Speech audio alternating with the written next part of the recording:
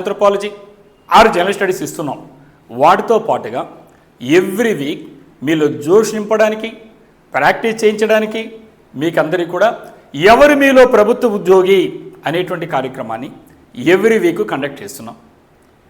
As part of such programme దాంట్లో భాగంగా ఈరోజు మనం ప్రత్యేకమైనటువంటి థీమ్తో ముందుకొచ్చాం. ఆ థీమ్ మీకు అందరికీ కూడా తెలుసు. 2026 రిపబ్లిక్ డే పెరేడ్ మనంతా కూడా టీవీలో చూసాం. భారతీయులుగా గర్వంగా ఉప్పొంగాం. మరి అలాంటి ఒక రిపబ్లిక్ డే గురించి 2026లో జరిగేటువంటి యూపీఎస్సీ ప్రిలిమ్స్ కావచ్చు, లేదంటే గ్రూప్ 1 కావచ్చు, గ్రూప్ 2 కావచ్చు, ఈ ఎగ్జామ్స్లో ఖచ్చితంగా మనం ఎక్స్పెక్ట్ చేసేటువంటి క్వశ్చన్స్ రిపబ్లిక్ డే పెరేడ్కి సంబంధించినటువంటి క్వశ్చన్స్ ఉండడానికి అవకాశం ఉంది. ఆ క్వశ్చన్స్ అనేటువంటివి పద్మ అవార్డ్స్కి సంబంధించి అయి ఉండొచ్చు, లేదంటే అక్కడ పార్టిసిపేట్ చేసినటువంటి గెస్ట్కి సంబంధించి ఉండొచ్చు. ఇవన్నీ నేను ముందుగానే లీక్ చేయదలుచుకోలేదు. ఇప్పుడు ఉండేటువంటి క్విజ్ ప్రోగ్రాంలో ఇటువంటి క్వశ్చన్స్తో మీలో అందరూ కూడా మరొక ఉత్సాహాన్ని నింపడానికి ఈ సెషన్ని 2026 రిపబ్లిక్ డే పెరేడ్కి సంబంధించినటువంటి క్వశ్చన్స్కే థీమ్ని అంకితం చేస్తూ మరి ఈ సెషన్ని ప్రారంభిస్తున్నాను. Shall we start now? Yes. ఇప్పుడు చూడండి, మొట్టమొదటి క్వశ్చన్ మనం చూస్తాం. Who are the chief guest for Republic Day 2026? Who are the chief guest for Republic Day 26? First question చాలా ఈజీగా ఇచ్చేసాను కదా, ఎందుకంటే ఓపెనింగ్ అనేటువంటి చాలా ఈజీగా ఉండాలి, డిఫికల్టీగా ఉండకూడదు. అందుకే మీరందరూ కూడా ఈజీ క్వశ్చన్ ఇచ్చాను. 2026 రిపబ్లిక్ డే గణతంత్ర దినోత్సవాలకి చీఫ్ గెస్ట్ ముఖ్య అతిథులుగా విచ్చేసిన వారు ఎవరు? మరి మీరందరూ కూడా టీవీలో కూడా ఆప్షన్స్కి అలవాటు పడిపోయారు. అలాగనే మనకుండే వాటి ఎంసీ కూడా ఆప్షన్స్ ఇస్తున్నారు కాబట్టి నేను కూడా మంచివాడినే కాబట్టి ఇక్కడ మీకు ఆప్షన్స్ ఇస్తే ఈజీగా ఉంది కాబట్టి ఆప్షన్స్ ఇస్తున్నా. Option A, Emmanuel Macron. Who is Emmanuel Macron? President of France. Option B, option బిలో ఇక్కడ ఇద్దరు గెస్టులు చూపిస్తున్నాం. The president of the European Council, he is Antonio Costa. Second one, Ursula von der Leyen, అంటే the president of the European Commission అనేటువంటి వాళ్ళు. మరి option C, JD Vance, the vice president of the USA. మరి option D, Prabowo Subianto, అంటే the president of Indonesia. మరి ఈ 4 ఆప్షన్స్లో A B C D అనేటువంటి 4 ఆప్షన్స్లో మరి మీరందరూ కూడా ఏ ఆప్షన్ ద్వారా ఈ ప్రైజ్ని, ఈ క్వశ్చన్ గెలుచుకోవడం ద్వారా మరి విన్ అవుతారో చూడాలి. 3 సెకండ్స్ ఇస్తున్నా, ఎక్కువ టైం ఇవ్వను. Count starts now. 3, 2, 1. రైట్. మరి మీ ఆన్సరు మీరందరూ కూడా ఇప్పుడు ఎవరైతే ఇప్పుడు మీరు రాసినటువంటి వాటిల్లో మీకు ఇచ్చిన వాటిల్లో చూసినప్పుడు B is the right answer. ఎవరు B? Antonio Costa. Who is Antonio Costa? The president of the European Council. Second one, Ursula von der Leyen, the president of the European Commission. దీన్ని ఎవరైతే రాశారో వాళ్ళకి ఫస్ట్ ప్రైజ్ వచ్చింది. First question మరి చూస్తే ఇదే సందర్భంలో ఈ క్వశ్చన్ అయిపోయింది. అయితే దీనికి సంబంధించి కొంత ఇన్ఫర్మేషన్ కూడా మీతో నేను షేర్ చేసుకుంటున్నాను. మొట్టమొదటి ఏంటంటే అసలు వాట్ ఈజ్ యూరోపియన్ కౌన్సిల్? ఇక్కడ 2 పదాలు వచ్చినాయి. ఒకటేమో యూరోపియన్ కౌన్సిల్ వచ్చింది, సెకండ్ ఏమో యూరోపియన్ కమిషన్ వచ్చింది. సో ఈ ఆన్సర్ అయిపోయింది. బట్ ఇటువంటి దాని గురించి కూడా మీరు తెలుసుకోవాలి కాబట్టి as part of your general studies మీకు నాలెడ్జ్ ఉండాలి కాబట్టి అసలు యూరోపియన్ కమిషన్ అంటే ఏంటి, అలాగే యూరోపియన్ కౌన్సిల్ అంటే ఏంటి, ఈ 2 కూడా కమిషన్ కౌన్సిల్ని మనం ఒక్కసారి డిస్కస్ చేస్తే బెటర్. యూరోపియన్ కౌన్సిల్ అంటే ఏంటి?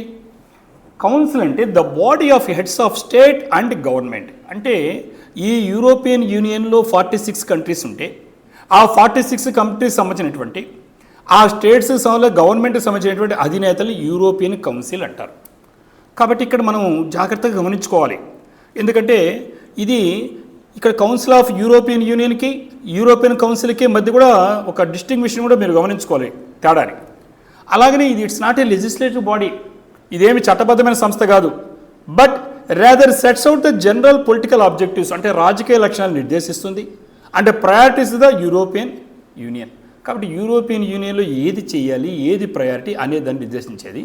ఈ యూరోపియన్ కౌన్సిల్ అనేటువంటిది 3 టైప్స్గా డివైడ్ చేస్తారు. ఒకటి informal, 2 scheduled, third one extraordinary అనే పేరుతో యూరోపియన్ కౌన్సిల్ డివైడ్ చేస్తారు. ఇదే సందర్భంలో మీరు గుర్తుంచుకోవాల్సిన విషయం ఏంటంటే ఇక్కడ యూరోపియన్ కౌన్సిల్ యూరోపియన్ కమిషన్కి మధ్య ఉండేటువంటి డిఫరెన్స్ ఏంటి అని చూస్తే ఈ కమిషన్ ఆఫ్ యూరోపియన్ యూనియన్ అనేటువంటిది it takes decision on European laws jointly with the European parliament.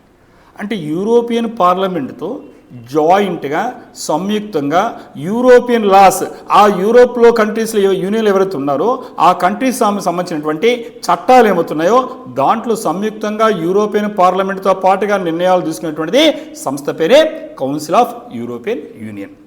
మరి దాని తర్వాత మరి యూరోపియన్ కమిషన్ అంటే ఏంటి అంటే it represents the common interest of European union. కాబట్టి ఆ 46 కంట్రీస్ 46 కంట్రీస్ ఏమవుతున్నాయో వాటికి సంబంధించినటువంటి కామన్ ఇంట్రెస్ట్ ఏమవుతున్నాయో దానికి సంబంధించి ప్రాతినిధ్యం వహించడమే కాకుండా ఇది యూరోపియన్ యొక్క మెయిన్ ఎగ్జిక్యూటివ్ బాడీగా భావిస్తారు. సో ఇక్కడ ఈ సందర్భంలో ఈ 2 విషయాలు కూడా గుర్తుపెట్టుకుంటే మీకు ఈజీగా ఉంటుంది. Right, shall we proceed to the next session.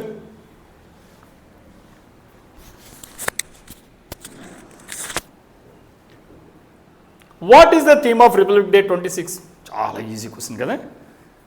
ఇంత డైరెక్ట్గా ఇంత క్వశ్చన్స్ మీకు ఎందుకు ఇస్తున్నానంటే ఎత్తుకోగానే భయపెట్టే ఉద్దేశం లేకుండా చాలా సులభంగా ప్రతి ఒక్కరు కూడా జాగ్రత్తగా ఎవ్రీడే న్యూస్ పేపర్ చదివే అలవాటు ఉంటే మనకి ఏదైతే మనకు క్లియర్గా సిలబస్ ఇచ్చున్నారు కరెంట్ అఫైర్స్లో ఈ కరెంట్ అఫైర్స్ ఇలాంటి విషయాల మీద కానీ మీరు కానీ తర్ఫీదు అవుతే ప్రాక్టీస్ చేస్తే క్వశ్చన్స్ వస్తే చెప్పడం ఉద్దేశంతో ఈజీ క్వశ్చన్ ఇచ్చాను.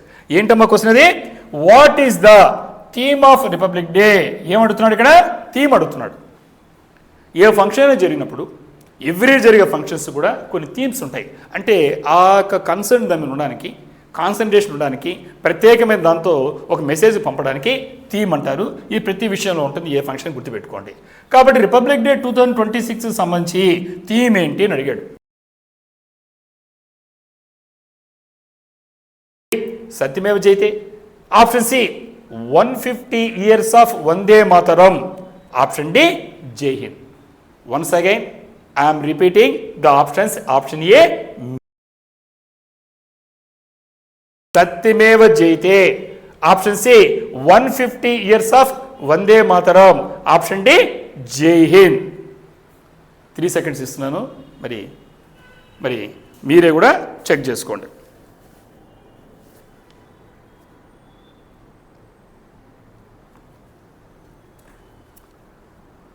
3, 2, 1 అని చెప్పక్కల్లా మీరు ఆల్రెడీ చక్కని ఆన్సర్ ఇచ్చుంటారు. ఎస్, ఏంటి answer? C is the right answer. 150 years of Vande Mataram. So what is the theme of Republic Day 2026? 2026 గణతంత్ర దినోత్సవాలకు సంబంధించినటువంటి థీమ్ ఏంటి అంటే ప్రధానంగా 150 years ఆఫ్ వందే మాతరం. వందే మాతరం సాంగ్యనంగానే మనందరూ కూడా ఎలా రోమాలు నిక్కపొడుచుకుంటాయి ప్రతి భారతీయుడిగా. అలాంటి ఒక వందే మాతరం అనేటువంటి సాంగ్ ఆ రోజుట్లో ఫ్రీడమ్ ఫైట్లో అది అందరూ కూడా నేషనల్ యూనిటీ మనందరూ ఒక కలిపి ఉంచింది. భాషలు వేరైనా సంస్కృతి వేరైనా మనమంతా ఒక్కటే భారతీయుల్లో నింపింది. అనేక ఉద్యమాలకి కారణమైంది. అలాంటి వందే మాతరం గీతం అనేటువంటిది ఇప్పటికీ 150 సంవత్సరాల క్రితము ఏర్పడినటువంటి వందే మాతరం గీతాన్ని మనం గౌరవిస్తూ ఈరోజు దాన్ని తీసుకున్నాం. మీకు అందరూ కూడా తెలుసు 150 సంవత్సరముల వందే మాతరం, 150 years ఆఫ్ వందే మాతరం అనేటువంటి థీమ్తో ఇప్పుడు జరిగినటువంటి రిపబ్లిక్ డే జరిగింది. ఇక్కడ ముఖ్యంగా చెప్పాలంటే ఇక్కడ ఈ సందర్భంలో గుర్తుపెట్టుకోవాల్సింది 1876లో ఈ వందే మాతరం అనేటువంటి ఒక ఐకానిక్ సాంగ్ని బంకిం చంద్ర చటోపాధ్యాయ గారు వారు కంపోజ్ చేస్తే అది ఆ రోజుట్లో ఉండేటువంటి భారతదేశం యొక్క స్వాతంత్ర పోరాటాన్ని, పేట్రియాటిజం దేశభక్తిని, జాతీయ సమైక్యత నేషనల్ యూనిటీని ఇది ప్రతిబింబిస్తుంది. మరి ఇది ఆనందమట్ట అనేటువంటి దాంట్లో నవలలో ఆ రోజు బంకిం చంద్ర చటోపాధ్యాయ గారు ఏం రాశారో దాన్ని మనం తీసుకున్నాం. ఎందుకంటే 1905లో మీరందరూ కూడా మోడర్న్ హిస్టరీ చదువుంటారు. స్వదేశీ మూమెంట్ జరిగింది. దేనికి వ్యతిరేకంగా తెలుసు కదా మీకు అందరికీ కూడా? బెంగాల్ పార్టిషన్ అంటే బెంగాల్ విభజనకు వ్యతిరేకంగా స్వదేశీ మూమెంట్ జరిగింది. ఎస్, వందే మాతర గీతం అనేది ఆ రోజు చెప్పాలంటే ఒక ఇంధనలాగా పనిచేసింది. అలాగనే 1942 క్విట్ ఇండియా మూమెంట్ మీకు అందరికీ తెలుసు. ఆ రోజు ఆ మూమెంటు నాన్ వైలెన్స్ ప్రొటెస్ట్ మనం అనొచ్చు చెప్పాలంటే. సో ఆ విధంగా నాన్ వైలెన్స్ ప్రొటెస్ట్ యాంథమ్గా వందే మాతర గీతం 1905లో జరిగిన స్వదేశీ ఉద్యమానికి, 1942లో జరిగిన క్విట్ ఇండియా ఉద్యమానికి ఒక ఇంధనంగా చేసింది. అందుకే బ్రిటిష్ ప్రభుత్వము దీన్ని బ్యాన్ చేసింది. ఎవరైనా పబ్లిక్గా కానీ ఏదైనా కానీ సింగ్ చేస్తే, పాడితే వాళ్ళని తీసుకెళ్లి జైలు శిక్ష విధించేవాడు. సో అలాంటి పరిస్థితుల్లో 1937లో దాంట్లో ఉండేటువంటి మొదటి 2 స్టాంజాలను మనకి రవీంద్రనాథ్ ఠాగూర్ గారు పాడడం జరిగింది. దాని తర్వాత మనకంతా తెలుసు, ఇండిపెండెన్స్ డే వచ్చిన తర్వాత మనమంతా కూడా 1950లో జనవరి 24న ఇండియా యొక్క నేషనల్ సాంగ్గా అధికారికంగా ఇప్పుడు చెప్పినటువంటి వందే మాతరం తీసుకోవడం జరిగింది. కాబట్టి మనం చూస్తే దాదాపు 150 సంవత్సరాల క్రితం జరిగినటువంటి ఈ యొక్క మన భారతదేశం యొక్క స్వాతంత్ర పోరాటానికి ఒక ఇంధనంలాగా, ఫ్యూయల్ లాగా పనిచేసినటువంటి వందే భారత్ అనేటువంటి దాన్ని ఈ సంవత్సరం 150 సంవత్సరాలు అయింది కాబట్టి దీన్ని తీసుకోవడం జరిగింది.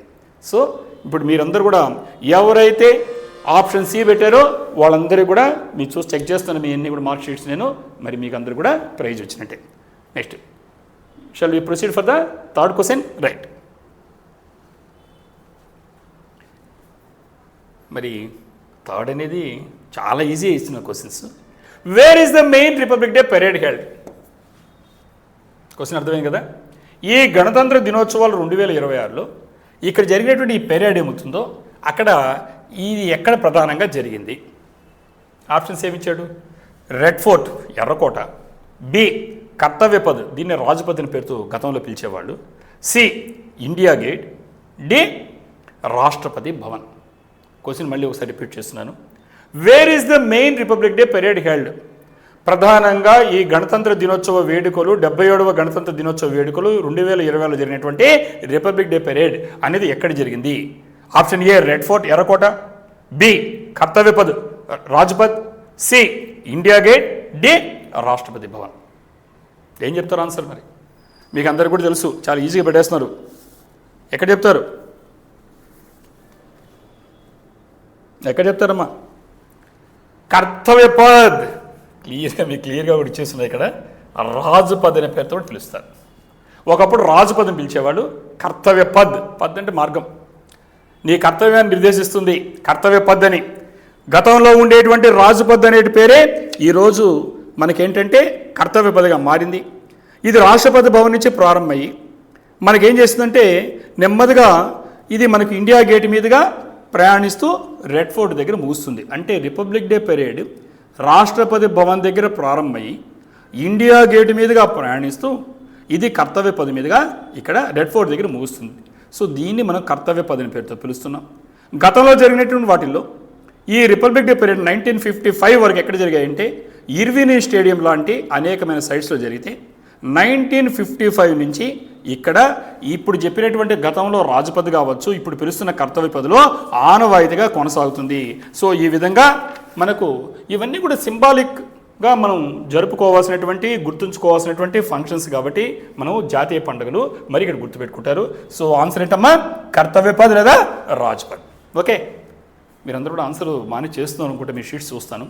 So B Kartavyapath Rajpath is right answer for the third question. మరి ఫోర్త్ క్వశ్చన్ చూద్దాం, బాగా చక్కగా చేస్తున్నారు. What is the name of the annual cultural festival held at the Red Fort? What is the name of the annual cultural festival held at the Red Fort? Annual cultural festival దాని పేరేంటి?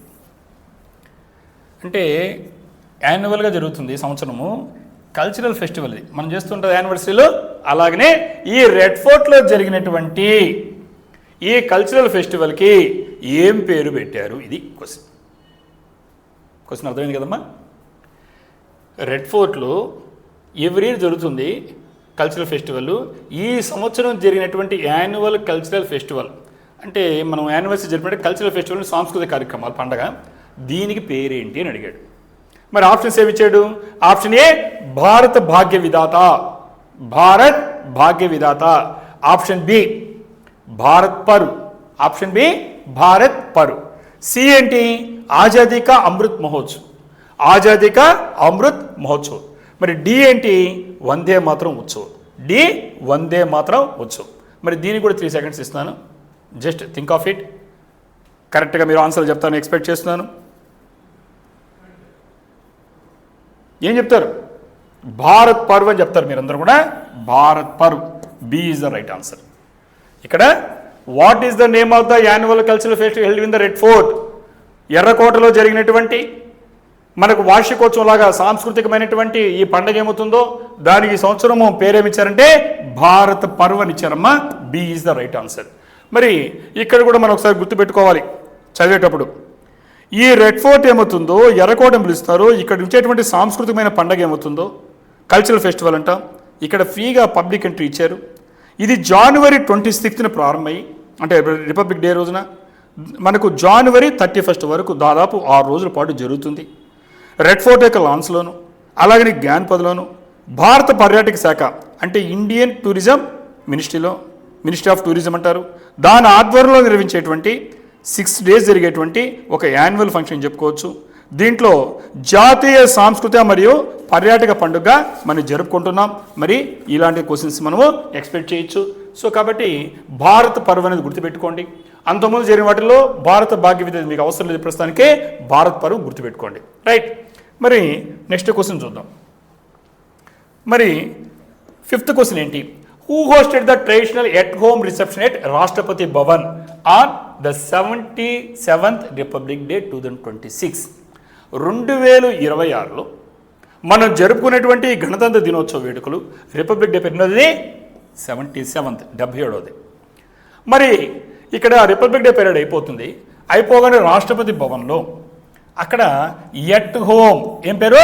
At home అనేటువంటి ఒక reception, అంటే మనం dinner ఇస్తాం కదా, అలా ఇస్తే దాన్ని ఎవరు హోస్ట్ చేశారు అంటే ఆతిథ్యం ఇచ్చింది ఎవరు? ఇది క్వశ్చన్, డైరెక్ట్ క్వశ్చన్ ఇచ్చాడు. మరి దాని ఆప్షన్స్ ఏమి ఇచ్చారు? ఆప్షన్స్ అనేటువంటిది Prime minister Narendra Modi, B president Droupadi Murmu, C vice president CP Radhakrishnan, D chief justice of India. మళ్ళా నేను ఒక్కసారి క్వశ్చన్ ఆన్సర్ని రిపీట్ చేస్తున్నాను. Who hosted the traditional at home, సాంప్రదాయంగా జరిగేటువంటి ఎట్ హోమ్ అనేటువంటి రిసెప్షన్ని రాష్ట్రపతి భవన్లో ఎవరు హోస్ట్ చేశారు 2026లో అని అడిగాడు. A prime minister Narendra Modiji, B president Droupadi Murmuji, C vice president CP Radhakrishnaji, D chief justice of India. తీసుకోండి, 3 seconds తీసుకోండి.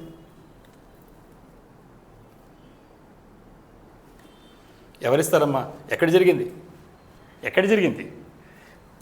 ఎక్కడ జరిగింది? రాష్ట్రపతి భవన్ పేరులో ఉంది కదా. రాష్ట్రపతి అంటే ఎవరు? ప్రెసిడెంట్ ఆఫ్ ఇండియా కదా. కాబట్టి వేరే వాళ్ళు వెళ్ళిస్తారు, ఎవరో ఇంటికి వెళ్ళి నువ్వు ఆతిథ్యం ఇవ్వవు కదా. సో మనం వచ్చిన గెస్ట్లకి ఎక్కడ ఇస్తామో రాష్ట్రపతి భవన్లో, అంటే president of India Droupadi Murmuji. B is the right answer. So ఎంత క్లియర్, కొంచెం తొందరపడకుండా మనం జాగ్రత్తగా చూసుకోగలిగితే చాలా ఈజీగానే క్వశ్చన్స్ ఉంటాయి. ఎందుకంటే ఇక్కడ చూస్తే మనకు ఈ రిపబ్లిక్ డే పీరియడ్ అయిపోగానే వెంటనే దాని తర్వాత ఏం జరుగుతుంటే ఒకరందరూ ఆతిథ్యం ఇస్తాం. మన ఇంటికి ఎవరైనా గెస్టులు వచ్చారు మనం ఇస్తాం కదా. అలాగనే రాష్ట్రపతి భవన్లో రిపబ్లిక్ డే పరేడ్ ఎవరు ఉంటారు? ఎవరు ఫ్లాగ్ హాస్ట్ చేస్తున్నారు? చేసేది ప్రెసిడెంట్ ఆఫ్ ఇండియా. సో వారు ఏం చేస్తారంటే ఈ వచ్చినటువంటి చీఫ్ గెస్టులు కావచ్చు, అలాగనే మనకు ప్రైమ్ మినిస్టర్ కావచ్చు, వైస్ ప్రెసిడెంట్ సిపి రాధాకృష్ణజీ కావచ్చు. సో ఈ విధంగా ఇంకా ముఖ్యమైనటువంటి వాళ్ళందరూ కూడా అక్కడ పిలిచి డిన్నర్ ఇవ్వడం చేస్తారు.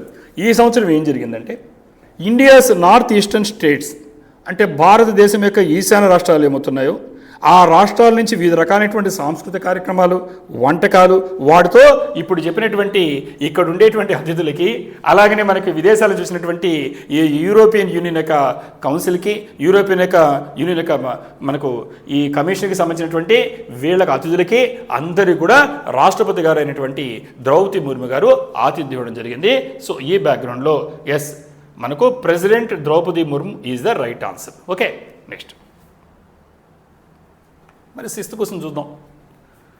Which state or union territory showcased its terracotta craftation in Republic Day 2026 parade tablet? ఇక్కడ గమనించుకోవాల్సింది ఇవి యాక్చువల్గా చదవాల్సినటువంటివి. సో ఇక్కడ ఈ టెర్రకోటా క్రాఫ్టేషన్, టెర్రకోటా అంటే తెలుసు కదా మీకు, ఏంటివి? బర్న్ట్ క్లే, అంటే మనం బాగా కాల్చినటువంటి ఇటుకలతో ఏమవుతూ ఉంటాయో వాటిని టెర్రకోటా ఆబ్జెక్ట్స్ అని పిలుస్తారు. కాబట్టి ఇక్కడ ఏ రాష్ట్రం కానీ యూనియన్ టెరిటరీ మనకుండే కేంద్రపాలిత ప్రాంతం కానీ షోకేస్ ప్రదర్శించింది. ఏం ప్రదర్శించింది? టెర్రకోటా క్రాఫ్టేషన్ అక్కడ ఆ రాష్ట్రానికి సంబంధించి లేదా ఆ కేంద్ర పాలిత ప్రాంతానికి సంబంధించినటువంటి టెర్రకోటా క్రాఫ్టేషన్ అంటే కాల్చినటువంటి ఇటుకలతో చేసినటువంటి ఏదైతే వాళ్ళ దగ్గర ఉండేటువంటి వస్తువుల్ని అది 2026లో జరిగినటువంటి గణతంత్ర దినోత్సవ వేడుకల్లో రిపబ్లిక్ పెరేడ్లో ట్యాబ్లెట్స్ అంటే శకటం అంటాం బండి అంటాము దాంట్లో ప్రదర్శించింది. క్వశ్చన్ అర్థమైపోయింది. మరి ఆప్షన్స్ ఏంటి? Option A Odisha, B Assam, C Rajasthan, D West Bengal. Once again option A Odisha, option B Assam, C Rajasthan, D West Bengal. కాబట్టి మళ్ళీ క్వశ్చన్ మీకు తెలుసు. మీకు ఇప్పుడు జరిగినటువంటి 77వ గణతంత్ర దినోత్సవ వేడుకల్లో ఏ రాష్ట్రము లేదా కేంద్రపాలిత ప్రాంతం, ఏ స్టేట్ కానీ యూనియన్ టెరిటరీ కానీ ఆ రాష్ట్రంలో లేదా కేంద్రపాలిత ప్రాంతంలో ఉండేటువంటి టెర్రకోటా క్రాఫ్టేషన్ అంటే ఈ కాల్చినటువంటి బంకమట్టి ఏమవుతుందో దాన్ని టెర్రకోట అంటారు. అలాంటి సంబంధించినటువంటి శకటం ఇంగ్లీష్లో ట్యాబ్లీ అన్నారు, దీన్ని ప్రదర్శించింది. ఇది ఏం చెప్తారు? Take 3 seconds. ఏం చెప్తారు? Assam is the right answer. మీరు వాని బాగా ఆ రోజు పెరేడ్ చూసుంటే మీకు క్లియర్గా అర్థమేంటది. పెరేడ్ చూడకపోయినా పక్క రోజు కానీ న్యూస్ పేపర్ చూస్తుంటే అస్సాం అని తెలుస్తుంది మీకు. కాబట్టి Assam is the right answer. ఈ అస్సాంకి సంబంధించి ఇంకా కూడా మనకు రకరకాలైనటువంటి క్వశ్చన్స్ అడగచ్చు. అంటే ఎందుకంటే అస్సాంలో ఉండేటువంటి ఈ డూబ్రీ డిస్టిక్లో ఉండేటువంటి అషారీ ఖండి, ఆ విలేజ్ పేరు గుర్తుపెట్టుకోండి. ఏం పేరు? అషారీ ఖండి. అషారీ ఖండి అంటే ఇక్కడ మీకు గుర్తుపెట్టుకోవాల్సింది కూడా అషారీ ఖండి అని గుర్తుపెట్టుకోండి అమ్మా. ఇక్కడ రాస్తున్నాను అషారీ ఖండి. కాబట్టి అషారీ ఖండి అనేటువంటి అక్కడ ఈ టెర్రకోట క్రాఫ్ట్స్ విలేజ్ ఇది. సో అక్కడ ఇది ఉండేటువంటి అస్సాంలో ఉండేటువంటి డూబ్రీ డిస్ట్రిక్ట్ సంబంధించినటువంటి అషారీ ఖండి అనేటువంటి టెర్రకోట క్రాఫ్ట్ విలేజ్ను ఈ శకటంలో ప్రదర్శించారు. దీంట్లో ఏమున్నాయి? టెర్రకోట డాల్స్ ఉన్నాయి, అలాగనే ఎర్తన్ ల్యాంప్స్ ఉన్నాయి, మట్టితో చేసినటువంటి దీపాలు లాంటివి, బ్యాంబూ ఫెన్సింగ్ ఉంది వెదురుతో చేసినటువంటివి, అలాగనే మనకి ఈ మోయూర్ పోంకి అనేటువంటి ఒక బోట్ డిజైన్ కూడా ఉంది. అలాగనే ఈ బంకమట్టితో చేసినటువంటి గాడ్స్ కానీ గాడ్సెస్ కానీ దేవతలు కానీ దేవుళ్ళు కానీ అలాంటి వాటినన్నిటి కూడా ప్రదర్శించారు. సో ఈ యొక్క అస్సాం శకటం మీరు చూసుంటారు మీరు. సో కాబట్టి ఈ అష్టారీ ఖండి అనే విలేజ్ కూడా ఏ విలేజ్ అడిగితే కూడా గుర్తుపెట్టుకోండి, ఈ విలేజ్ కూడా ఎగ్జామినేషన్ అవ్వడానికి అవకాశం ఉంది. కాబట్టి ఆ విలేజ్ని సంబంధించినటువంటి టెర్రకోటా క్రాఫ్టేషన్ ఇది చాలా తరతరాలుగా వస్తుంది కాబట్టి దీన్ని ప్రదర్శించడం జరిగింది. Okay, next question 7th. మీరందరూ కూడా సైన్స్ అండ్ టెక్నాలజీలోను డిఫెన్స్ టెక్నాలజీ బాగా చదువుతుంటారు. ఆ డిఫెన్స్ టెక్నాలజీలో మన జరిగిన సింధూర ఆపరేషన్ కూడా గుర్తుంటుంది మీకు. కాబట్టి మన యొక్క బల ప్రదర్శన తెలియాలి. శత్రువులు మన వైపు చూడాలంటే భయపడాలి. కాబట్టి మన బలపాటి వాళ్ళు మన యొక్క భారత పౌరుల్లో ఆత్మవిశ్వాసం నింపాలి. నాకు ఇన్ని ఆయుధాలు ఉన్నాయని తెలియాలి. మన భారత పౌరుల ఆత్మవిశ్వాసం సెల్ఫ్ కాన్ఫిడెన్స్ నింపడంతో పాటుగా శత్రువులకి భారతదేశం వైపు చూస్తే మన ప్రైమ్ మినిస్టర్ గారు చెయ్యి ఇట్లా అన్నారు, ఆపరేషన్ సింధూర్లో మీకు గుర్తుంటుంది, వేరే వార్నింగ్ ఇచ్చారు. ఇలా మనం చెప్పాలి. సో దానికోసంగా ప్రతి సంవత్సరము రిపబ్లిక్ డేలో మనం ఏం చేస్తామంటే మనకు ఉండేటువంటి ఆయుధ ప్రదర్శనను చేస్తాం ప్రపంచానికి చాటి చెప్పడానికి, ప్లస్ మన పౌరులో ఆత్మస్థైర్యం నింపడానికి. కాబట్టి ఇప్పుడు ఇలాంటి క్వశ్చన్ ఏం రావచ్చు ఇక్కడ? What rocket launcher system, rocket launcher system అనేది ఈ రిపబ్లిక్ డే పరేడ్లో ఏది ప్రదర్శించారు? చాలా సిస్టమ్ చెప్పాలంటే చాలాని ప్రదర్శించారు. దీంట్లో ప్రధానంగా ఏ రాకెట్ లాంచర్ సిస్టమ్ అనేటువంటిది 77వ గణతంత్ర దినోత్సవ వేడుకల్లో ప్రదర్శించినప్పుడు option A Pinaka, B Suryastra URLS, C Prahar, D Agni. మళ్ళీ ఒకసారి ఆప్షన్ చెప్తున్నాను. Option A Pinaka, B Suryastra URLS, C Prahar, D Agni. కాబట్టి రిపబ్లిక్ డే 2026లో 77వ గణతంత్ర దినోత్సవ వేడుకల్లో భారతదేశం అనేక ఆయుధాలను ప్రదర్శించింది. దాంట్లో ఏ రాకెట్ లాంచర్ సిస్టమ్ ప్రదర్శించారని option A Pinaka, B Suryastra URLS, C Prahar, D Agni ఇచ్చారు. ఏం చెప్తారు ఆన్సర్? మీరు ఏం చెప్తారు?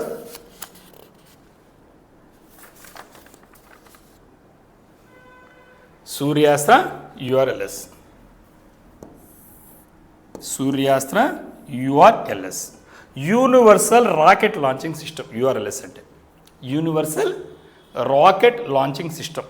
ఈ సూర్యాస్త్ర రాకెట్ లాంచింగ్ సిస్టమ్ అనేటువంటిది మనం చెప్పాలంటే ఇది ఒక విధంగా చెప్పాలంటే indigenous multi calibre rocket launcher. అంటే మనం స్థానికంగా మనం తయారు చేసుకున్నాం, స్వదేశీ పరిజ్ఞానం వాడాం. అలాగనే మల్టీ క్యాలిబర్ రాకెట్ దానికి అనేక రకంగా పనిచేయగలుగుతుంది.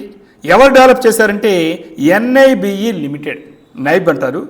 అది ఇజ్రాయిలీ ఎల్బిట్ సిస్టంతో అది నైబ్ లిమిటెడ్ తయారు చేసింది. ఈ రెండు కూడా గుర్తుపెట్టుకోవాలి. NIBE లిమిటెడ్ డెవలప్ చేసింది. ఎవరి యొక్క దాంతో చేసిందంటే ఇజ్రాయిల్ యొక్క ఎల్బిట్ సిస్టంతో. ఇది ఏంటి, ఏ రకం అంటే సర్ఫేస్ టు సర్ఫేస్ SSM అంటాం. మీకు ఐడియా ఉంటుంది.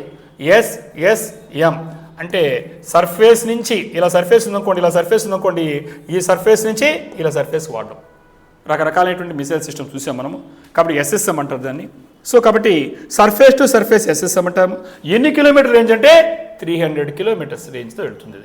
అంటే 300 కిలోమీటర్స్లో ఇక్కడ ఉండిందనుకోండి సర్ఫేస్, ఇక్కడ నుంచి ఇంకో 300 కిలోమీటర్స్లో ఉండేటువంటి సర్ఫేస్ని అటాక్ చేయగలుగుతుంది.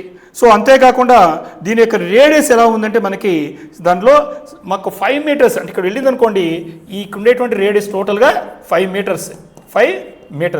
ఈ 5 మీటర్స్ దాంట్లో ఈ ఎర్రర్ ఇక్కడ వరకు ఖచ్చితంగా అటాక్ చేయగలుగుతుంది. అంటే ఖచ్చితంగా యాక్యురేట్గా అటాక్ చేయడానికి అవకాశం ఉండేటువంటి మన యొక్క ప్రదర్శనని ప్రపంచాన్ని చాటు చెప్పాం. ముఖ్యంగా శత్రువులు కూడా చూపించి మన యొక్క పౌరుల్లో ఆత్మవిశ్వాసాన్ని నింపాం. ఏంటమ్మది? Suryastra URLS, universal rocket launching system అనేటువంటిది. సో ఈ విధంగా ఇది ఏం చేస్తుందంటే హై మొబిలిటీ కలిగి ఉంటుంది. అలాగనే మనకి ఏం చేస్తుందంటే షూట్ అండ్ స్కూట్ అంటారు ఆపరేషన్స్, అలాంటి వాటికి పనికొస్తుంది. మరి ఈ ఎగ్జామినేషన్లో మీరందరూ గుర్తుపెట్టుకోవాల్సింది సూర్యాస్త్ర URLS. ఆప్షన్ ఏమి ఇచ్చారు మీరు? B is the right option. మీ అన్ని చెక్ చేస్తాను లాస్ట్లో. మరి నెక్స్ట్ క్వశ్చన్కి వెళ్తున్నాం. 8th question. Who composed the music for India's national song Vande Mataram? చాలా ఈజీ కదా, బాగా గమనించుకోండి. ఇండియాస్ నేషనల్ సాంగ్, భారత జాతీయ గీతమైనటువంటి వందే మాతరం పాడనాడు ఎవరు పౌరుడు? ఈ వందే మాతరాన్ని, ఈ భారతదేశం యొక్క జాతీయ గీతాన్ని ఎవరు కంపోజ్ చేశారు?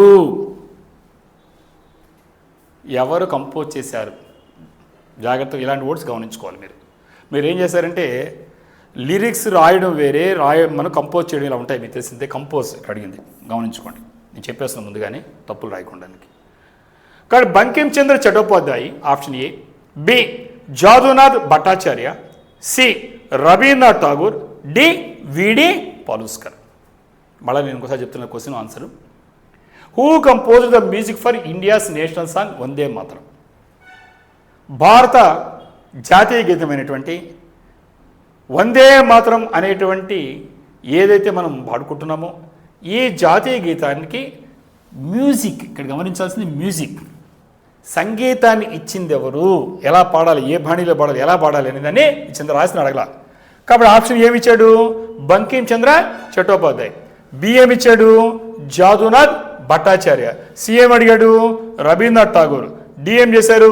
VD పలుస్కర్. ఏం చెప్తారు? 3 seconds ఇస్తున్నట్టే.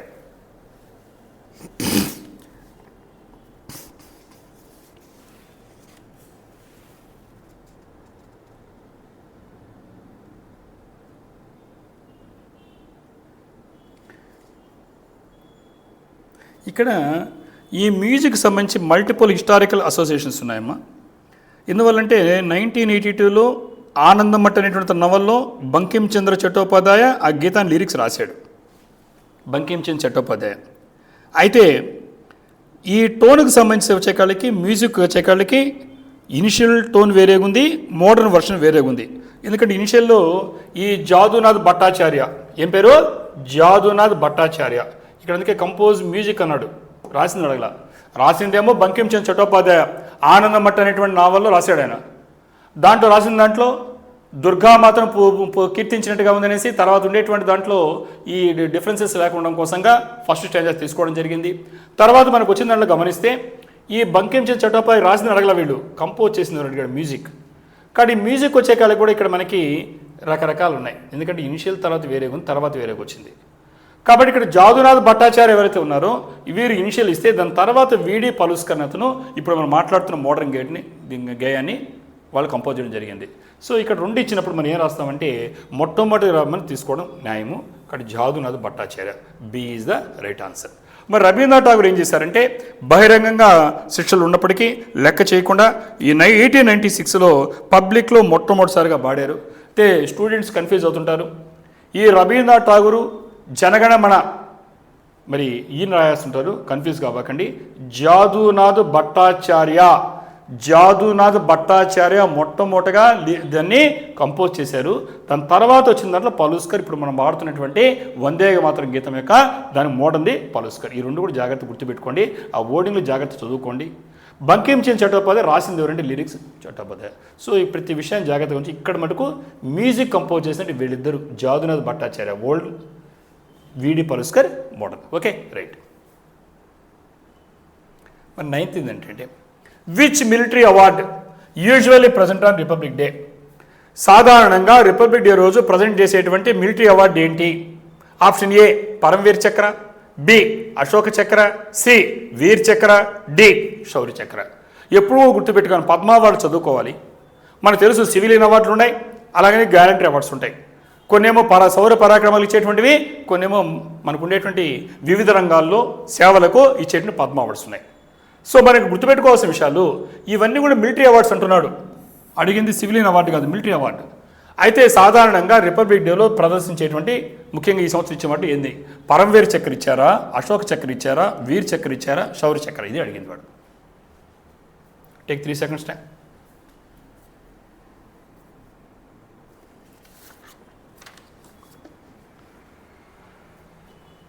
B is the right answer. ప్రస్తుతానికి మీకు తెలుసు. మీకు అశోక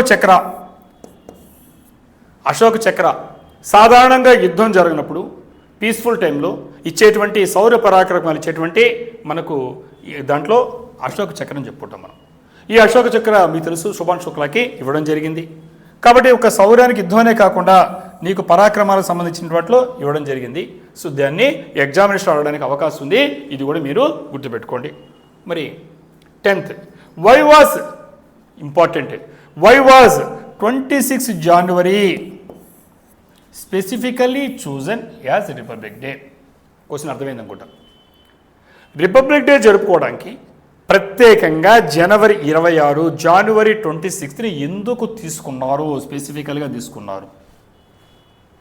క్లియర్గా చెప్పాను, ఎక్స్ప్లెయిన్ చేశాను. Option A independence was declared on this day in 1947. 1947లో ఈరోజు జనవరి 26న ఇక్కడ మనకు స్వాతంత్రాన్ని ప్రకటించారు. B INC Indian National Congress adopted Purna Swaraj resolution on this day in 1930. C constitution was drafted on this day. మన భారత రాజ్యాంగాన్ని ఈ రోజే రాశారు కాబట్టి. D first general elections were held on this day. Options మీకు అర్థమైనాయి, క్వశ్చన్ కూడా అర్థమైంది అనుకుంటున్నాను.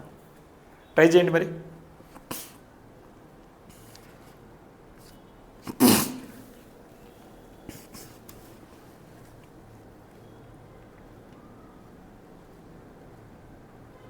ఏమిస్తారు answer? B is the right answer. దీనికి ఏంటి? INC adopted Purna Swaraj resolution on this day in 1930. మీకు అందరూ తెలుసు, మోడర్న్ హిస్టరీ బాగా చదివారు మీరందరూ కూడా. మోడర్న్ హిస్టరీ చదివినప్పుడు మీకు గుర్తొచ్చుంటుంది, బ్రిటిష్ వాళ్ళు ప్రతిపాదన చేశారు ఫ్రీడమ్ ఫైట్ తట్టుకోలేక. ఏమిచ్చారు? మీకు డొమినియన్ స్టాటస్ ఇస్తా ఉన్నారు బ్రిటిష్ వాళ్ళు. మన వాళ్ళు తిరస్కరించారు.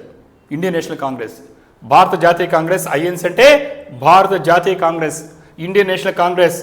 మాకు నీ బ్రిటిష్ వాడు ఇచ్చినటువంటి ఇవ్వజూపినటువంటి డొమినియన్ స్టాటస్ మాకు వద్దు, మాకు పూర్ణ స్వరాజ్ కావాలి, పూర్ణ స్వరాజ్ అంటే కంప్లీట్ ఇండిపెండెన్స్ కావాలి అనేసి 1930లో వాళ్ళు ఆ రోజు మరి ఎప్పుడైతే వాళ్ళు డిక్లేర్ చేసి 1930 జనవరి 26 ప్రకటించారు. కాబట్టి మాకు పూర్ణ స్వరాజ్ ఒకటే, మాకు వేరే ఏం వద్దన్నారు. సో దానికి గుర్తుగా 1949 మనము నవంబర్ 26నే రాజ్యాంగాన్ని మనం నిజానికి చెప్పాలంటే మన కాన్స్టిట్యూట్ అసెంబ్లీ ఏమవుతుందో అది 1949లో నవంబర్ 26 మనకు అది ఆమోదించేప్పుడు 2 నెలలు వెయిట్ చేశారు వాళ్ళు. ఎందుకంటే ఆమోదించారు, అమల్లో రావడానికి వెయిట్ చేశారు. ఆమోదించడం వేరే, అమల్లోకి రావడం వేరే. సో కాబట్టి ఇంప్లిమెంటేషన్కి వచ్చే కాడికి ఎందుకంటే సింబాలిక్గా గుర్తుకుంటుంది.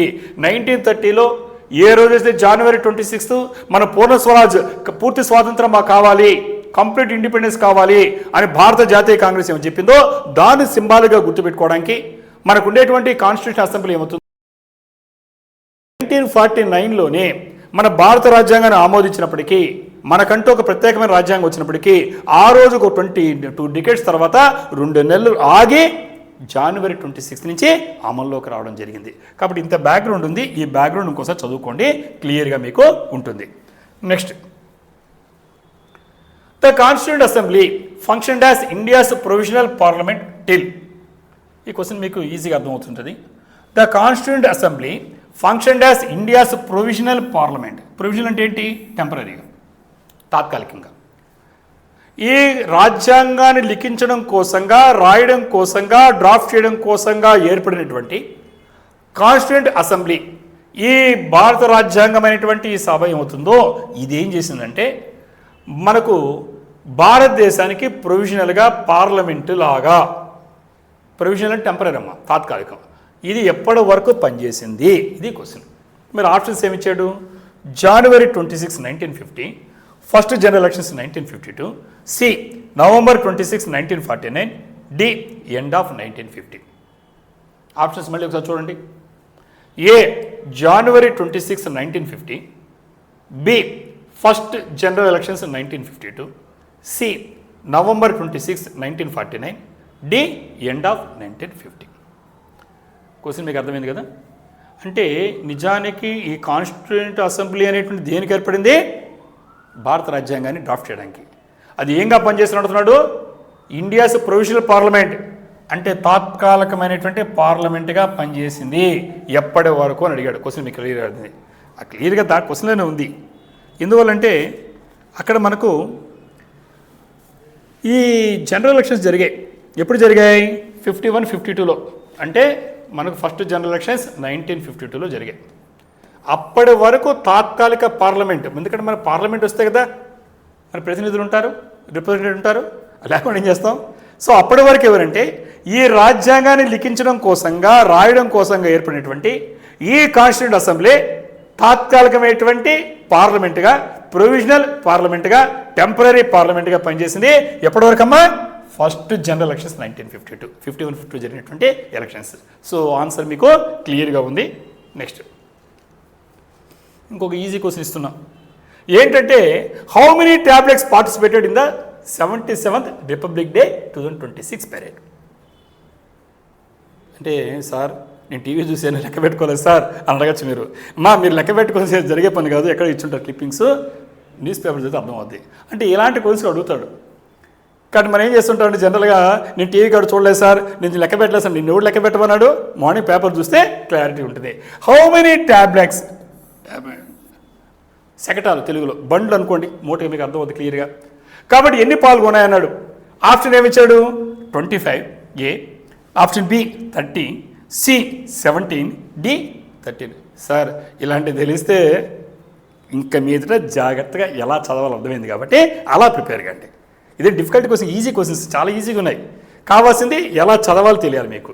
కాబట్టి 25 శకటం అంటే బండిలమ్మ, అవి వెళ్తాయి కదా జీపులా, ట్రాక్టర్ లాగా, దాని మీద రకరకాల అలంకారాలు ఉంటాయి, డెకరేషన్స్. 25నా, 30నా, 17నా, 30నా? ఇది అడిగింది వాడు. ఎవరు చెప్తారు answer? Yes, 30 is the right answer. B is the right answer. ఎవరమ్మా చెప్పింది? చక్కగా చెప్పారు. అంటే మీరు పేపర్ చూస్తున్నారు, లెక్క పెట్టక్కలు చెప్పాను ఇంతకుముందే. ఎన్ని పాల్గొన్నాయమ్మా? మీకు స్కోలింగ్లో చూస్తుంటారు. మనకు ఈ 26 పెరేడ్లో జరిగినటువంటి, రిపబ్లిక్ పెరేడ్ జరిగినటువంటి ఆర్డీ పెరేడ్ అంటాం, రిపబ్లిక్ డే పెరేడ్ అంటాం. ఆర్డీ 2026 పెరేడ్లో ఎన్ని టాబ్లెట్స్, ఎన్ని శకటములు, ఎన్ని పాల్గొన్నాయంటే 30. ఈ 30కి వచ్చే కాడికి మీరు గుర్తుపెట్టుకోవాల్సిన విషయం ఏంటంటే ఇక్కడ దీంట్లో అడగచ్చు ఇంకొంచెం సబ్ క్వశ్చన్స్.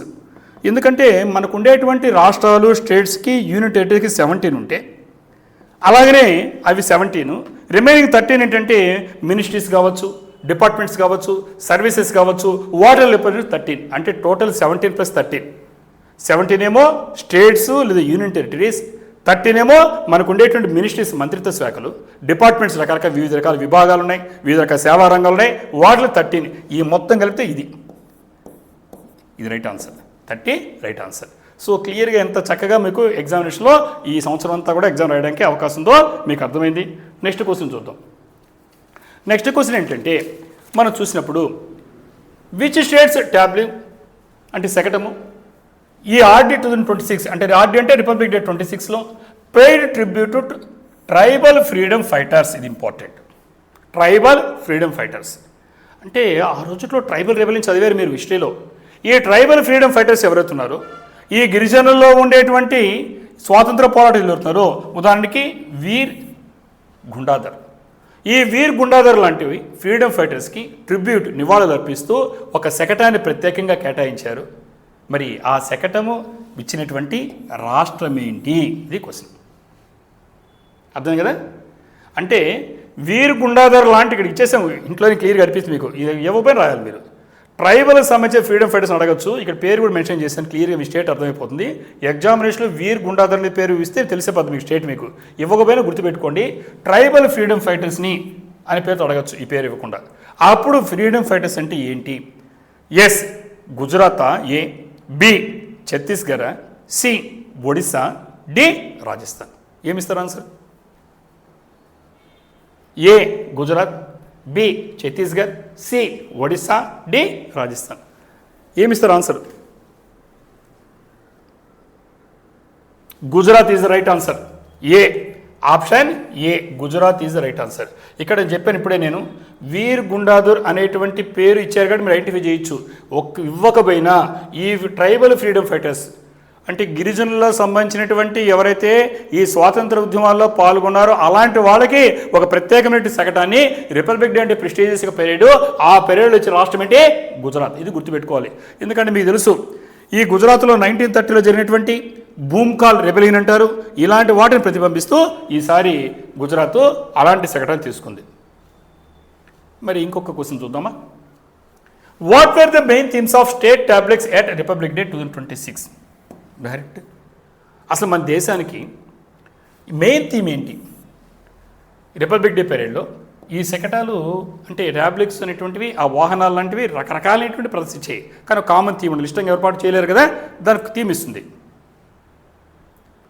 స్టేట్ అంటే ఇక్కడ స్టేట్ కదమ్మా, ఇక్కడ మన దేశం.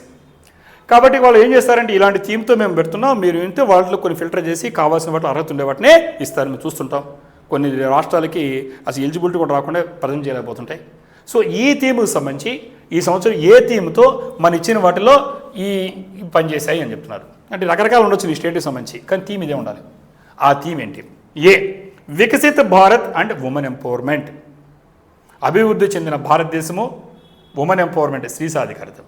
బి స్వతంత్ర కా మంత్ర వందే మాతరం అండ్ సమృద్ధి కా మంత్ర Atmanirbhar Bharat. C Mahakumbh 2025 and Kharchi Puja. D Ayush and national educational policy. Once again options చెప్తున్నాను. Viksit Bharat and women empowerment A, B స్వతంత్ర కా మంత్ర వందే మాతరం అండ్ సమృద్ధి కా మంత్ర Atmanirbhar Bharat. C Mahakumbh 2025 and Kharchi Puja. D Ayush and national educational policy. ఎన్ని పిలుస్తారు. కాబట్టి ఇప్పుడు ఈ 31 శకటములు ట్యాబ్లెట్స్ ఏమవుతున్నాయో ఏ థీమ్తో ఇప్పుడు చెప్పిన వాటిల్లో ఇది టైం తీసుకొని చక్కగా చెప్తారు.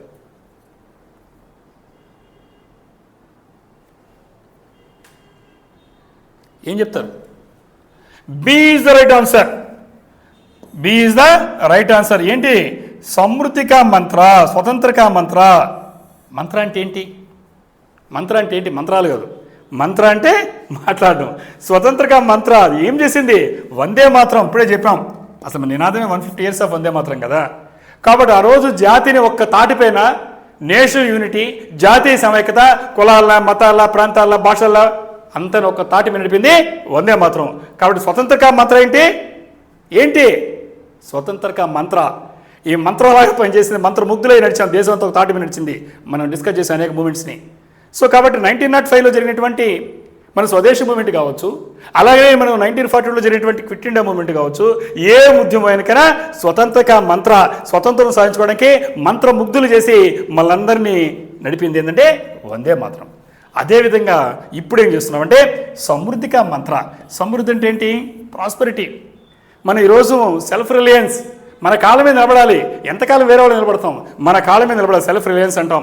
ఎకనామిక్ ప్రాస్పెరిటీ, ఆర్థికమైనటువంటి స్వయం సాంబలం కావాలి. అందుకే ఆత్మనిర్భర్ భారత్, ఎవరిపైన ఆధారపడదు ఇండియా. అందుకే ఇండిజినస్ టెక్నాలజీ వాడుతున్నాం, మన స్వదేశంలో తయారు చేసుకుంటున్నాం. కాబట్టి స్వతంత్రకా మంత్ర వందే మాత్రం అయితే ఇప్పుడు ఇంకొక మంత్రం ఉంది. ఏ మంత్రం? సమృద్ధికా మంత్ర. కాబట్టి సెల్ఫ్ రిలయన్స్, ఎకనామిక్ ప్రాస్పెరిటీ అనేటువంటిది మంత్రం ఏంది? భారత్, భారతదేశంలోనే తయారు కావాలి ఏ వస్తువైనా, మేక్ ఇన్ ఇండియా. సో కాబట్టి ఇక్కడ ఈ థీమ్తో ఇప్పుడు వాళ్ళకి ఇచ్చిన తర్వాత ఇప్పుడు ఈ 30 శకటములు ఈ టాబ్లెట్స్ పనిచేయడం జరిగింది. సో ఆన్సర్ అర్థమైంది మీకు. కాబట్టి ఎగ్జామినేషన్లో చాలా జాగ్రత్తగా రాయాలమ్మా. కొంచెం తెలిసిపోతే ఈజీగా ఉంటుంది క్వశ్చన్ పేపరు. ఇంత ఈజీ పేపర్ మనం రాయొచ్చు. Next 15th, who was the first Indian film director to represent cinema? Cinema చూడండి, ఎవరు ఉండొచ్చా మీరు? ఎవరు తెలియదు, నేను చూస్తాను మూవీస్. మీరు చూడరా? నేను చూస్తా, డెఫినెట్ చెప్తున్నా. Who was the first Indian film director, భారతీయ సినీ దర్శకుడు. ఏం చేశాడు ఆయన? Represent cinema with tablets. అంటే ఇప్పుడుదా చెప్పాం 30 ఏళ్ళని. ఈ శకటంలో మొట్టమొదటిసారిగా భారతీయ ఒక దర్శకుడికి ఇంతవరకు సినిమాకి ఎప్పుడు దొరకలా. అన్ని రకాలైనటువంటి చెప్పాను నేను. మనకు స్టేట్స్ని ప్రతిబింబిస్తాయి కొన్ని శకటములు, టాబ్లెట్స్. అదేవిధంగా కొన్ని ఇళ్ళకాలకి ఏమంటే మన యూనియన్ టెరిటరీని ప్రతిబింబిస్తాయి, అర్హత దొరికితే. కొన్ని వాటికి మన మినిస్ట్రీస్, మంత్రిత్వ శాఖలు, కొన్ని వాటి డిపార్ట్మెంట్స్, రకరకాలైనటువంటివి, కొన్ని సేవా రంగాలు. అయితే కొన్ని వాటి ఎలిజిబిలిటీ రావు. మరి అలాంటి పరిస్థితుల్లో ఇప్పటి వరకు 76 జరిగితే గణతంత్ర దినోత్సవాలు, 77వ గణతంత్ర దినోత్సవాలు మాత్రమే సినిమాకి ప్రాతినిధ్యం వహించేటువంటి అవకాశం ఒక్క ఫిల్మ్ డైరెక్టర్ దొరికింది. ఇది క్వశ్చన్ మీకు అర్థమైంది. అంటే ఇప్పటి వరకు 76 సంవత్సరాలు దొరకంది 77వ గణతంత్ర దినోత్సవ వేడుకల్లో 77th రిపబ్లిక్ డే పరేడ్లో మొట్టమొదటిసారిగా భారతీయ సినిమాకు ప్రాతినిధ్యం వహించేటువంటి అవకాశం దక్కించుకున్నటువంటి భారతీయ సినీ దర్శకుడు, ఇండియన్ ఫిల్మ్ డైరెక్టర్ ఎవరు? క్వశ్చన్. మరి మీరందరూ బాగా తెలుసు, మీకు అందరితో. ఏ రాజ్ కుమార్ హిరానీ. ఏంటి? రాజ్ కుమార్ హిరానీ. బి ఏంటి? సంజయ్ లీలా బన్సాలి. బి అంటే సంజయ్ లీలా బన్సాలి. సి ఏంటి? కరణ్ జోహార్. సి అంటే కరణ్ జోహార్. డి ఏంటి? ఎస్ఎస్ రాజమౌళి. అరే అప్పుడు చేస్తున్నావు, కాసేపు ఉంటారా? డి అంటే SS Rajamouli. So option A Raj Kumar Hirani, B Sanjay Leela Bhansali, C Karan Johar, D SS Rajamouli. తెలుసు నీకు, బాహుబలి తెలుసు, నాకు కూడా తెలుసు, నేను కూడా చూశాను మూవీ. ఏం చెప్తాను ఆన్సర్? క్వశ్చన్ అర్థమైంది కదా? 76 సంవత్సరాలు అయితే ప్రతి సంవత్సరం మనకి కొన్ని రాష్ట్రాలకి, కొన్ని కేంద్రపాలిత ప్రాంతాలకి, కొన్ని మంత్రిత్వ శాఖల మినిస్ట్రీస్కి, కొన్ని డిపార్ట్మెంట్స్కి, సర్వీసెస్కి మనకు ఆ రిపబ్లిక్ డేలో ప్రెస్టీజియస్ అనేటువంటి దాంట్లో మనం మన యొక్క ప్రదర్శన ఇవ్వడానికి అవకాశం ఉంటుంది. ఇప్పటి వరకు భారతీయ సినిమాకి ఇంతవరకు అవకాశం దొక్కల, మొట్టమొదటిసారిగా అవకాశం దొక్కింది. ఆ దక్కినటువంటి ఎంత గొప్ప చూడండి. రిపబ్లిక్ డేలో పార్టిసిపేట్ చేయడం గొప్ప అనుకుంటే, దాంట్లో మరి ఒక ఫస్ట్ టైం ఒక ఫిల్మ్ డైరెక్టర్ దక్కించుకున్నాడు. ఆ డైరెక్టర్ ఎవరు? రాజ్ కుమార్ హిరానీ చెప్తారా, సంజయ్ లీలా బన్సాలి చెప్తారా, కరణ్ జోహార్ చెప్తారా, ఎస్ఎస్ రాజమౌళి చెప్తారా? ఏం చెప్తారు ఆన్సర్? Right, not Rajamouli. ఇక్కడ B is the right answer. పాపం మీ అందరికీ నేను తెలుసు, నాకు సంజయ్ లీలా బన్సాలి. కాబట్టి అప్పుడు బాహుబలి లాంటి సినిమాలు చూడడం కాకుండా ఎక్కువ తెలుసుకోవాలి కాస్త మీరు. సంజయ్ లీలా బన్సాలి. ఎందుకంటే ఒక 6 సంవత్సరాల క్రితము మీకంతా రిషి కపూర్ తెలుసు. ఆయన ఒక కోరిక, భారతదేశంలో ఉండేటువంటి ఫిల్మ్ ఇండస్ట్రీ ఏమవుతుందో ఈరోజు చూస్తున్నాం. ప్రపంచానికి మనం ఈరోజు హాలీవుడ్కి ఏమాత్రం తీసుకునే స్థాయిలో మనం మూవీస్ ఇస్తున్నాం. ఆస్కార్ అవార్డు కూడా వెళ్ళేటువంటి పరిస్థితులు మనకు ఉన్నాయి. ఈరోజు మన నటీనటులు దేనికి తగ్గకుండా ఉన్నాయి. ఒక పెద్ద ఇండస్ట్రీ ఇండియాలో, ఒక క్రేజీ ఇండస్ట్రీ సినీ ఇండస్ట్రీ అనేది ఎంతోమందికి ఉపాధి కల్పిస్తూ ఉంది. ఎంటర్టైన్మెంట్ అనేది చాలా ఇంపార్టెంట్ మరి పబ్లిక్కి. మరి ఇలాంటి ఇండస్ట్రీ ఎవరికి ప్రపంచంలో ఏ రకమైనటువంటి దానికి తగ్గకుండా కలెక్షన్స్లో కూడా మనం పోటీ పడుతున్నాం. ఇలాంటి దానికి ఒక్కటి మనం రిపబ్లిక్ డేలో అనే దాంట్లో ఎక్కడా ప్రాతినిధ్యం లేకుండా పోతున్నది ఒక దాన్ని వ్యక్తం చేశాడు. ఎవరమ్మా? రిషి కపూర్. 6 సంవత్సరాల తర్వాత దాని తర్వాత వచ్చేకాడికి ఈ సంజయ్ లీలా బన్సాలి అనేటువంటి ఈ డైరెక్టర్ ద్వారా ఈరోజు ఇండియన్ ఫిల్మ్ ఇండస్ట్రీకి అవకాశం దక్కింది. దాంట్లో మీరు వినుంటారు. ఆ సెకండ్ గమనించారా? టాబ్లెట్స్ చూడాల తెలుసు నాకు, ఎందుకంటే మీరు బాహుబలిని గుర్తుపెట్టుకుంటారు. దాంట్లో చూస్తే శృతి, కృతి, దృష్టి. శృతి, కృతి దృష్టి, ఇది 3 వర్డ్స్ నుంచి కూడా ఎగ్జామ్లో రావడానికి కోసం అవకాశం ఉందమ్మా. శృతి కృతి దృష్టి అనేటువంటి థీమ్తో మన భారతీయ సినీ పరిశ్రమ ఒక శకటాన్ని పంపించింది. ఏంటిది అసలు శృతి అంటే ఓం, ఓంకార శబ్దం. కాబట్టి ఓం అనేదే మొట్టమొదటి శబ్దంగా భావిస్తాం. కాబట్టి ఓం శృతి అది సింబాలిక్గా ఇచ్చారు. దాని తర్వాత కృతి, ఒక పీపుల్ ట్రీ అంటే రావి చెట్టు కింద లార్డ్ విఘ్నేశ్వర ఏమవుతున్నారో ఆయన గంటం పెట్టుకొని మహాభారత రచించి తెలుసు మనకి, వినాయకుడు అంటారు. ఆయన రచించిన కృతి అనే దాన్ని సింబాలిక్గా లార్డ్ వినాయక పీపుల్ ట్రీ కింద రావి చెట్టు కింద లిఖిస్తున్నట్టుగా పెట్టారు. మరి దృష్టి అంటే ఏంటంటే గోల్డెన్లో నీ పెద్ద క్యామ్ ఇవన్నీ పెట్టి మన యొక్క భారతీయ సినిమాకు సంబంధించినటువంటి అనేక రకమైనటువంటి అంశాన్ని ప్రదర్శించారు. కాబట్టి ఈ ఐటెంని ఇక్కడ పెట్టలేదు. కాబట్టి శృతి కృతి దృష్టి. శృతి అంటే సౌండ్ ఓంకారము, కృతి అంటే లార్డ్ విఘ్నేశ్వర అంటారు పీపుల్ ట్రీ, రావి చెట్టు కింద లిఖిస్తున్నటువంటి గణపతి, మరి దృష్టి అంటే సినీ ఇండస్ట్రీ. ఈ థీమ్తో ఈ శకటము మన ఎవరైతే నాయకత్వంలో సంజయ్ లీలా బన్సాలి. సో ఇలాంటి విషయాల్ని జాగ్రత్తగా గమనించుకోగలిగితే ఇప్పుడు ఇచ్చిన బిట్స్ అన్ని కూడా చాలా ఇంపార్టెంట్ మీకు. కాబట్టి ఎగ్జామినేషన్లో చాలా చక్కగా చూడండి. ఇంకో సెషన్లో నేను ఇంకొన్ని కరెంట్ అఫైర్స్ బిట్స్తో మళ్ళీ కలుస్తాం. Until then I wish you all the success.